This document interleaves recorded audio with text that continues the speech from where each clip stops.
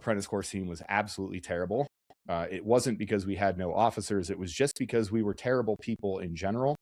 And the course showed that. So it was good. How was your experience down at the apprentice course? You know, it was it was really, I had a great time there. Other than the early mornings, never been a morning person. That's one thing I'm dreading about my return to the reserves right now. But other than that, looking forward to everything. I came in right on I think it was right after you and the commander had kind of revamped the whole thing. So I got the benefits of basically a brand new course. And it was like, I was really actually surprised at how I didn't have a baseline to compare it against, but I kind of thought like we were just gonna get smoked all the time and not learn a whole bunch. And then when we did it, like I was like, man, especially tactics and shooting, I was really surprised that, because I didn't like the other stuff, air ops and whatnot. I got throughout the pipeline, but tactics and shooting were, like they were really good. Especially looking back at other courses that I've been to, they were on par with everything else I've done. And you know, I also like I got a lot of professional development. I didn't necessarily appreciate it at the time from the commander. I was kind of like, oh geez, here, like it's already been a long week and we got to go sit with him on a Friday night and do like 2 hours of mission planning or whatever. But it was really professional. And like, I think rescue I think we're getting better about it, but we kind of had this, like, what's the word I'm looking for? Not little man syndrome, but like, always felt like, I don't know, like our sister services were more professional. And I think they were just more developed. Like people forget about this, but even when you went through, the Crow career field was less than 15 years old at that point. Like there were, yeah. Go ahead. No, you're good.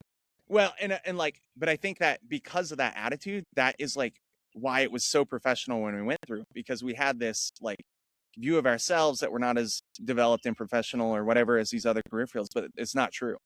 That was the point I was going to make, is like, having been through other courses and stuff, like the GFC course at Kirtland was really good. And there were like some stows that wanted to come over and do it, because they got wind of it. Whereas like when I was going up, like growing through, everybody was like, oh, AFSOC has it figured out. And then, you know, years later, it's like, oh, AFSOC is coming over to learn from us. So yeah, it was a really good experience overall. I can't complain. And I don't think we got smoked at all, actually. Right. Don't tell people that. Don't tell people that if you put out and you just show up to training, that you're actually just going to be able to go through training. That's the whole point of the podcast. We got to scare them with, you're always going to constantly get smoked for no reason. But that was one of those things. Again, you know, you looked at, you know, the difference of when you went through the apprentice course and when I did.